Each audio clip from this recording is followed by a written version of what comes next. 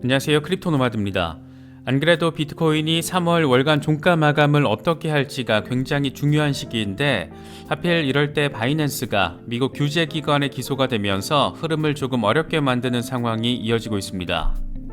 먼저 비트코인은 28,000달러 주변에서 순조로운 흐름을 보이다가 일시적으로 26,000달러까지 급락하는 상황을 확인했습니다.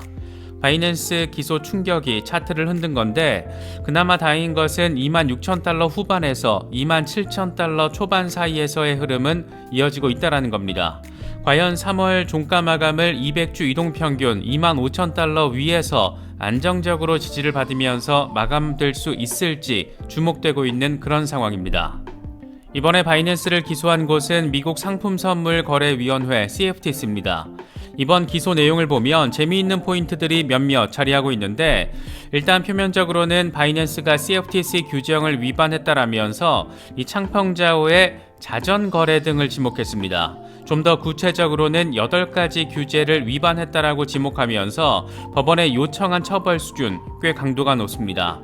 단순 벌금 부과가 필요하다 이런 수준이 아니라 거래 금지에 수익금 반환까지 거의 바이낸스를 날리려는 듯한 의도까지 포함시켰기 때문입니다. 그런데 여기서 재미있는 포인트 지점이 있습니다.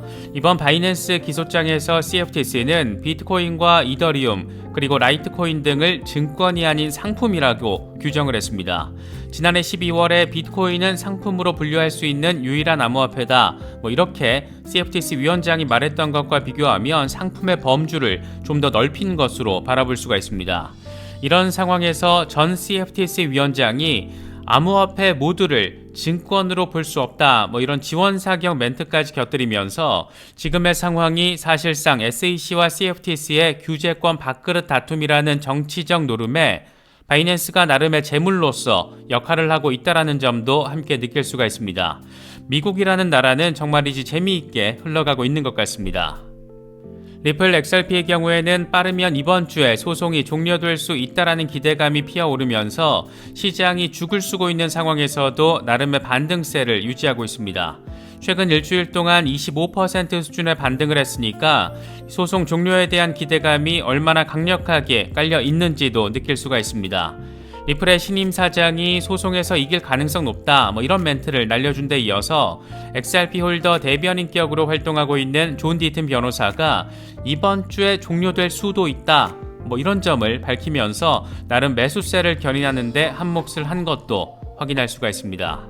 미국에서는 은행 위기에 이어서 상업용 부동산 시장 위기가 다음 타자로 대기하고 있다는 소식도 전해지고 있습니다. 상업용 부동산 시장 역시 금리 인상으로 인해서 리파이낸싱이 힘들어지며 뇌관이 폭발할 수 있다는 건데 이러다 정말 미국을 중심으로 자산 시장 붕괴가 다시금 현실이 되는 건 아닐지 이에 대한 우려 역시 커지고 있는 모습입니다.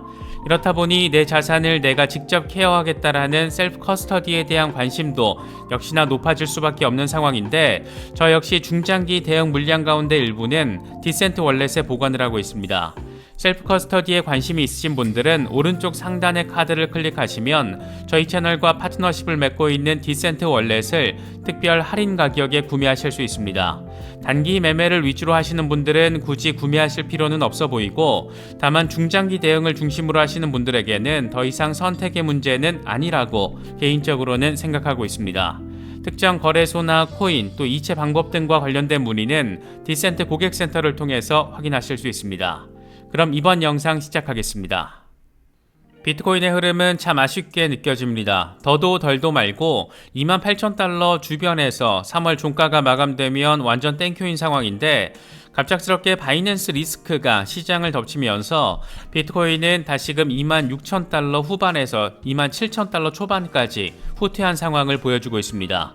과연 이대로 리스크를 소화하면서 좀 더 회복될 수 있을지 아니면 리스크를 과도하게 받아들이면서 다시금 25,000달러 부근에 대한 리테스트까지 벌이게 될지 여러모로 긴장되는 시간이 흘러가고 있는 그런 모습입니다.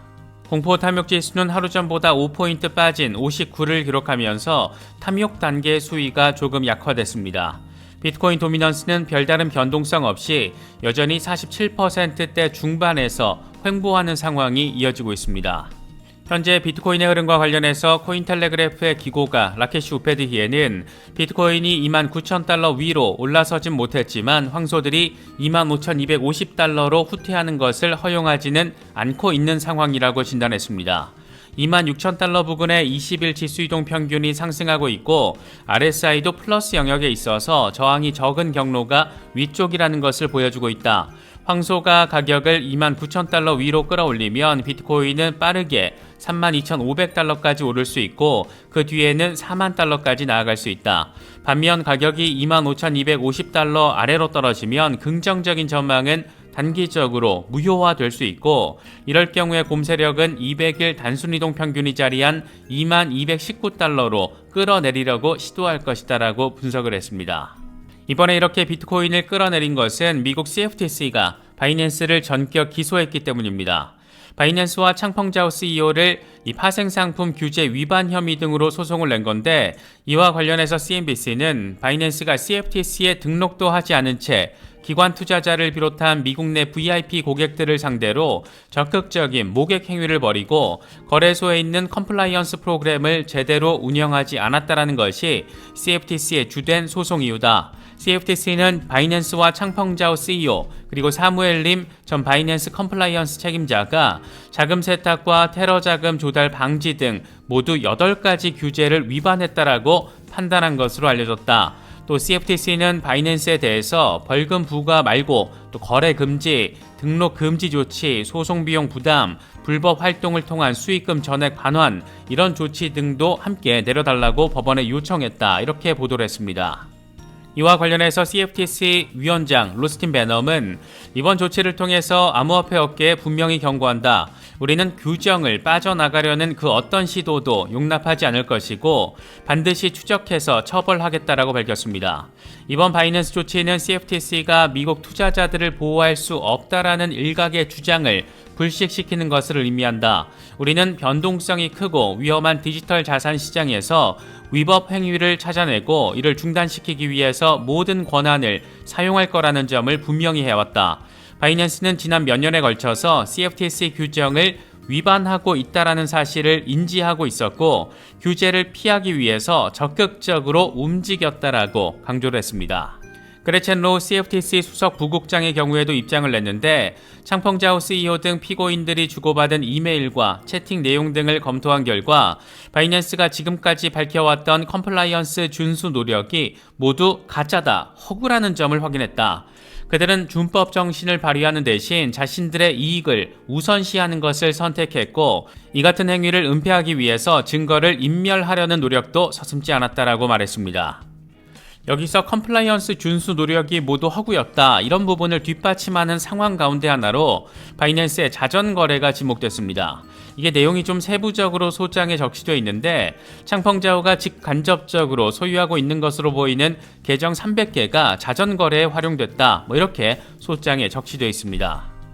물론 바이낸스 측은 강하게 반발하고 있습니다. CFTC와의 그동안의 협력 상황을 고려했을 때 이번 소송은 예상할 수 없었다. 매우 실망스러운 조치다. 우리는 컴플라이언스 팀 규모를 기존 100명에서 현재 750명까지 늘렸다. 또 미국 사용자가 우리 거래소를 이용하지 못하도록 신원 확인 등에 8천만 달러를 지출했다. 그럼에도 불구하고 우리는 미국을 비롯해서 전 세계 규제 당국과 계속해서 협력할 계획이다. 또 미국 이용자에 대한 접속 차단 시스템도 계속해서 유지할 방침이다라고 덧붙였습니다.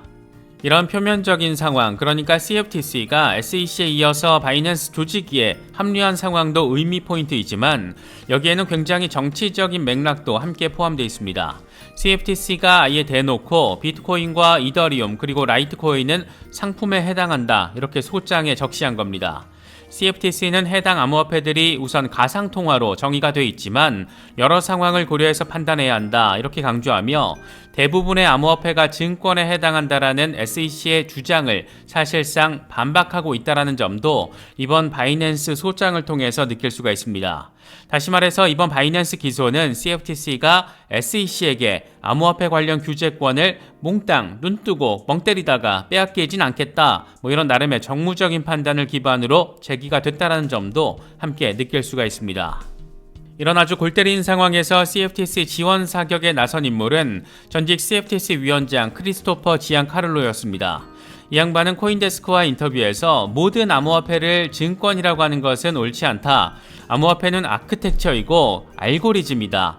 SEC와 CFTC는 암호화폐가 증권인지 또는 상품인지에 대해서 단기적으로는 결정을 내릴 수 있겠지만 궁극적으로는 의회가 결정할 일이다. 우리는 지금 의회 개입이 필요한 상황이다. 이렇게 강조했습니다. 법적 규제 프레임워크가 미비하다 보니까 SEC가 혼자 다 헤쳐먹겠다고 날뛰고 있는데 이건 의회가 서둘러서 법적 공백을 막아야 하는 상황이다. 그렇게 모든 암호화폐를 증권이라고 말하고 있는 SEC의 주장이 사실과 다르다라는 점이 법적으로 입증돼야 한다. 이런 점을 지금 강조하고 있다라고 바라볼 수가 있습니다.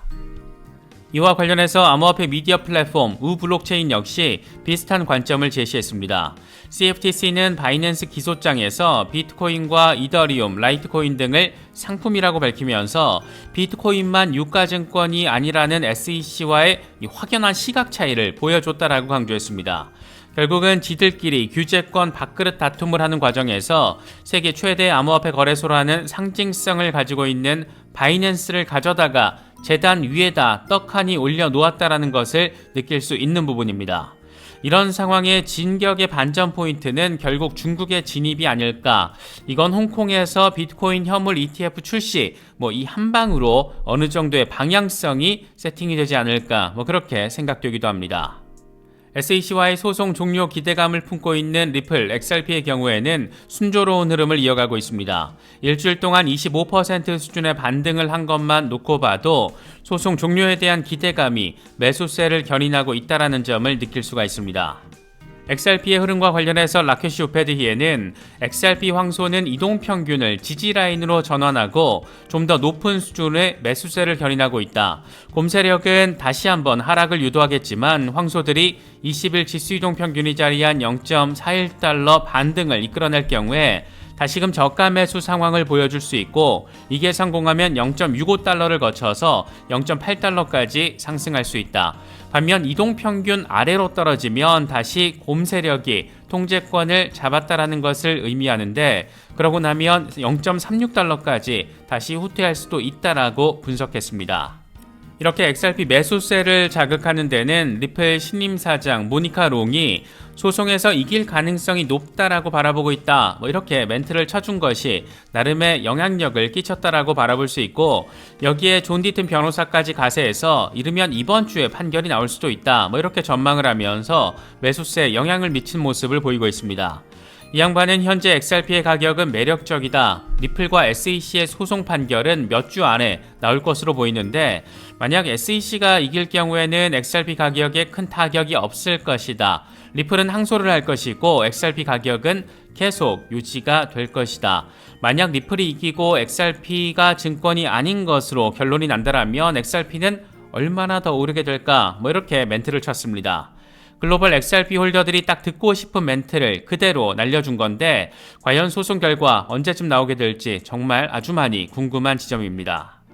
암호화폐 시장 전반은 바이낸스 기소 충격에 여전히 휩싸여 있는 모습인 가운데 뉴욕 증시는 혼조세로 마감했습니다. 실리콘밸리뱅크가 인수됐다라는 소식이 전해지면서 지역은행들을 중심으로 주가 반등이 나와준 겁니다. 이번 주에는 특히 3월 31일 한국 시간으로 3월 31일 밤에 발표되는 2월 PCE 수치가 굉장히 중요한데 근원 PCE의 경우에는 전달 대비 0.4% 상승하고 전년 대비로는 4.7% 오를 것으로 시장은 예측하고 있는 그런 상태입니다. 1월에 0.6%보다 살짝 둔화하겠지만 전년 대비로는 1월 수준을 동일하게 유지할 거라는 게 핵심이라고 바라볼 수가 있습니다. 일단 이 정도 예측치로만 시장의 예측치대로만 나와줘도 시장에는 안도 시그널로 작용할 여지가 자리하고 있다라고 바라볼 수가 있습니다. 다소 어수선한 상황이 이어지고 있습니다. 여러 소식들 잘 참고하시면서 전략적인 대응 하실 수 있으면 좋겠습니다. 오늘 멤버십 라이브에서는 바이낸스 상황 등과 관련해서 심층적으로 진단해보는 시간을 갖도록 하겠습니다. 많은 관심과 참여 부탁드리겠습니다. 이번에 준비한 영상은 여기까지입니다. 시청해주셔서 감사합니다. 지금까지 크립토 노마디였습니다.